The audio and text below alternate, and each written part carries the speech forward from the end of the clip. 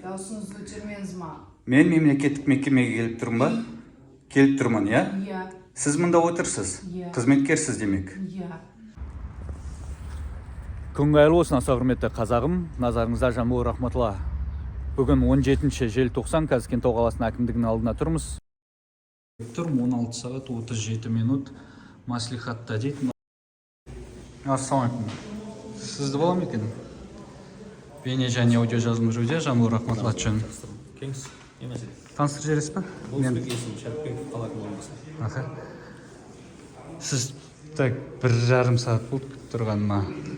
Енді жұмыс қой. Иә, жақсы.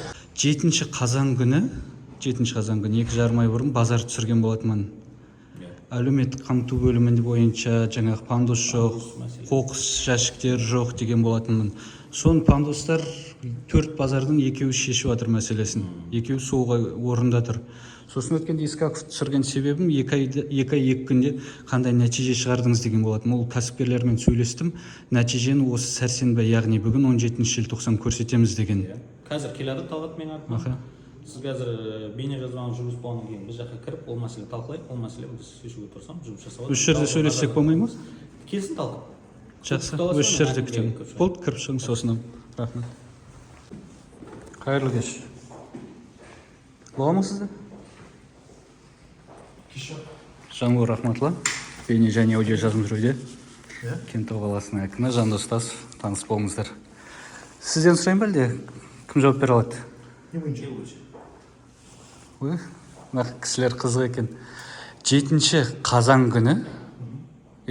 күні, видео жариялаған болатынмын. Ішке видеоға жауап берсен, телефонға түсірмеші анау деген әңгіме болады. Жамбыл телефонмен кіресің ба, кіріп кабинетте отырып, Болды. Мәселе жаңа айтып өткенде 7 қазан күні, бүгін 17-сі, Сізге бүгін жауап беру керек. 2 ай 10 күн. Иә. Талғат қазір сізге жолықтым дейді ғой. Жолыққанда ол тағы да бірдеңе айтып кетті, өтірік нәрсе. Не дейді? Қараңыз, 7 қазан күні видео шығады. Содан кейін, 1 ай 2 күннен кейін, 9 желтоқсан күні Талғатқа барам, жаңағы ұшу, жаңағы хатшы өзінің әдеби кодекс сақтамай жауап береді. Сосын Талғат мырза сол жерде айтады, 9 желтоқсан, осыдан 1 апта бұрын айтады, келесі сәрсенбі күні келіңіз, мен оларға ескерту бергем дейді. Ескертуді орындамаса келесі сәрсенбі дейді, яғни бүгін 17 желтоқсан күні. Мен олардың үстінен шағымданам деді тиісті органдарға. Мерзім 2 апта уақыт қойып берген. 1 аптасы өтті, 1 апта 1 күн өтті ма? Енді осы аптаның соңында болатын болып тұр ғой енді. Ендігі апта бізде 9 болса жас. Бізде хатты жіберген тұрмыз. Видеоның шыққанына 2 ай 2 күн болды ғой, сонда хатта не үшін сонша күттіңіздер? 1 ай 3 аптадан кейін хат жолдап тұр ғой, 1 апта бұрын жіберсе.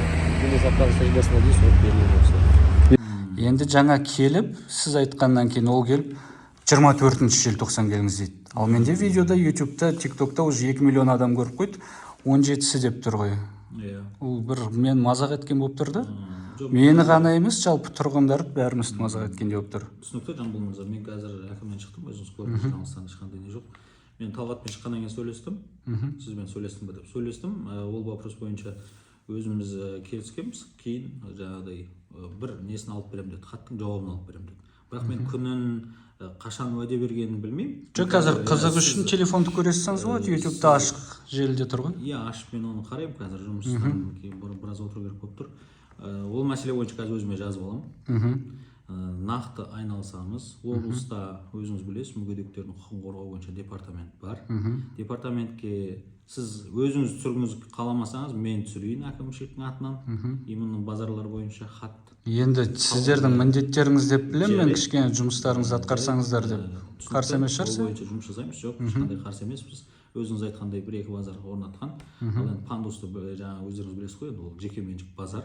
Иә, бірақ жекеменшік базар Қазақстан Республикасының заңнамаларына сәйкес жұмыс істеу керек, талаптарды орындау керек қой. Біз оған қарамаймыз. Мен сізге жаңағы былай айтайын, былай айтқанда жаңағыдай департаментке өзімнің атынан ертең қалдырмай хат жіберемін. Департамент ары қарай келіп, штрафын салып, шарасын заңға сәйкес болмаса көреді. Қараңыз, Талғат Искаковқа бардым, ол жаңағыдай бәрін қатырам деді. Ол сөзің тұрмады. Енді сіз жаңағыдай жасайын деп отырсыз, бірақ сіз де жасамасаңыз мен келесі жолы 26-та әкімнің өзіне барып тұра алмаймын ба? Жоқ. Неге біл? Жаке, мен айтқаннан кейін істеймін. Істемесем ол кезде басқаша тағы да әңгіме айтасыз. Бір күн уақыттың ішінде мен департаментке жазам. Өздеріңіз білесіз, ана мүгедектердің Қоқыс жәшіктер бойынша ше. қоқыс жәшіктер базардың Есіктеріңіздің алдына келдім дәл мына жерде. Есіктің алдында қанша қоқыс жәшігі бар? именно мына жерде Иә. біреу ғана тұр. Бесеу. Енді 5 мен қоқыс көрген- жәшік тұр. 20 шаршы метрдің ішінде 5 қоқыс жәшік тұр. Ана жерде мыңдаған шаршы метрдің арасында қоқыс жәшік жоқ. Не сұмдық ол? Ана жерде ішет жейді балалар. Соның бәрін қоқыс тастап. нақты қай жер керек қоқыс жәшік қазір? Қазір ма? Иә, сізге нақты қай жер сұрап айтып. Мен базарда 4 адамды білемін. 4 базардың иесі бар, 4 адамға тиесілі ғой. Қазір тағы да Ораздың балалары қосылып, жалпы 5 базар болып кетті бізде. Әлде одан көп па? Мен оны нақты қанша базар Зерделемеген. екенін білмеймін. Иә. Мен өзім жақында ауысып келгенін білесіз. Қазір зерделеп жаңағы барлығымен жайлап танысып жатырмын. Қалада жалпы 6 адамдық екен, иә. 6 адамның Балабиев Қайраттың туысқандары парламентарий. Жоқ, оны енді тізіп жатудың қажеті жоқ. Жоқ, сіз сұрап отырсыз ғой, мен нақты анықтап. Өзім жұмыс барысында не қыламын? Жақсы. Сізге нақты қоқыс жәшіктер қай жерлер керек? Мен өзім Маған керек емес. Сіздер мәселені тыңдаңыз, мен сізге өзім үшін бірдеңе сұрап келген жоқпын. Түсінікті. Қоқыс жәшік маған қажет емес. түсінікті. Енді сіз Мен халықтың несін көтеріп келіп отырғаннан кейін ересек сізден адаммын. сұрап- Мен жеген нәрсемді қалтама саламын, машинама апарамын да кейін қоқысқа тастаймын өзім. Түсінікті. Сізге деп сіз Жеке- өйтіп сөз дұрыстап формулировка таңдау керек шығар мүмкін. Енді Сізге естемеу. сіз халықтың атынан соны айтып келіп тұрғаннан кейін мен сізден сұрап отырмын ғой, сізге қай Маған жерлер нақты бір жерге емес, сол қоғамдық сол орында жерлерді заң айтсаңыз мен түртіп алайын өзіме. Мен заң алдағы уақытта қарайын деп аясында отырмын. базарларда қанша метр сайын тұру керек, соны зерделеп өздеріңіз қойыңыздар. Сонда иә солай. Мен сіздерге ереже жазып бермеймін ғой, ол ереженің бәрі бізге дейін жазылған. Базарға ғой, иә. Базарларға дейсіз ба, базарға дейсіз ба, сіздер білмеймін қалай атайтындарыңыз. Біз бірнеше базар о жерде.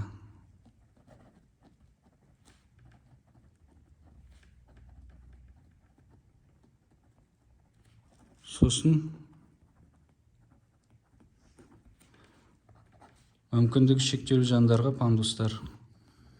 Енді ол бойынша нақты айналысамын. Үшіншісі де бар қазір. Қазір.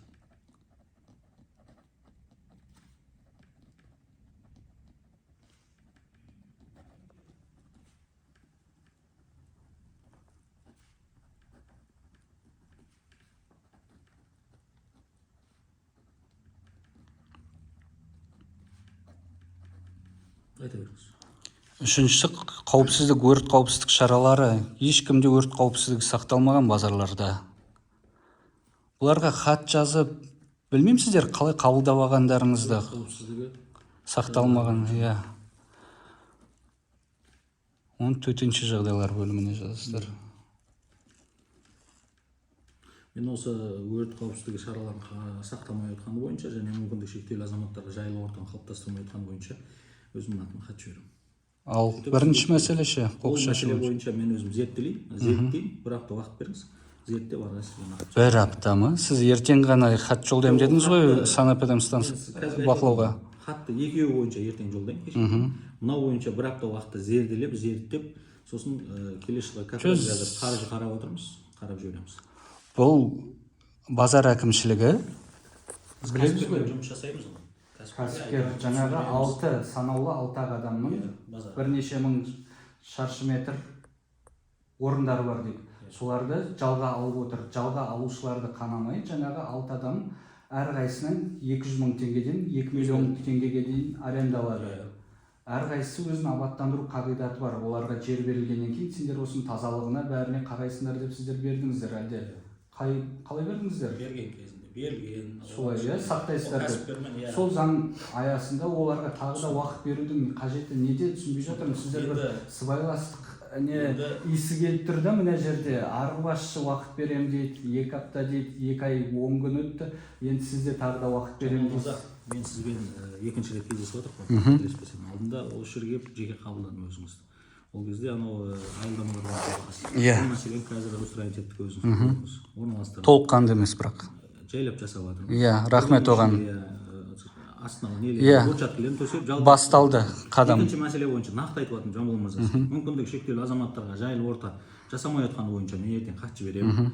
Өрт кауіпсіздігі шараларын сактамай атканы боюнча кат жиберем. Экөөнүн жабабын алам, өзүм орундаушусу менен тикелей сөйлөшүп. Базарга кокус жашиктери мына аз деп атсыз го. Ол маселемен мен эртең Аз емес, жоқ деп атырмын.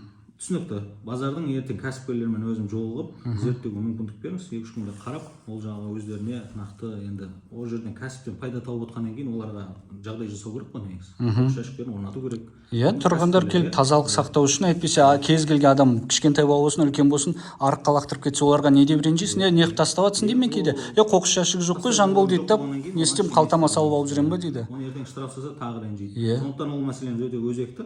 Мен бұл бойынша да өзім айналысамын. Кәсіпкермен жұмыс жасаймын. Кәсіпкерім тиісті санитарлы-эпидемиологиялық бақылауға жібересіз ба, жібермейсіз ба? Қосымша ССК-де жіберейік. Жіберіңіз, соны сұрап тұрмын. Мүгедектердің құқығын қорғау департаменті.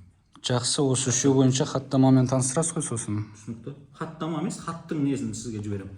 Жіберген менің атыма хатты жіберіп WhatsApp-ға. Жақсы, рахмет, қазірге осындай. Жақсы.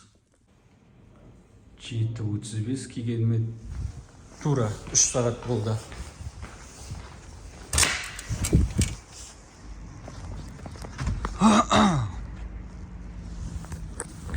Мінекей ағайын, мына жерде жаңа айтып отырмын ғой, бір.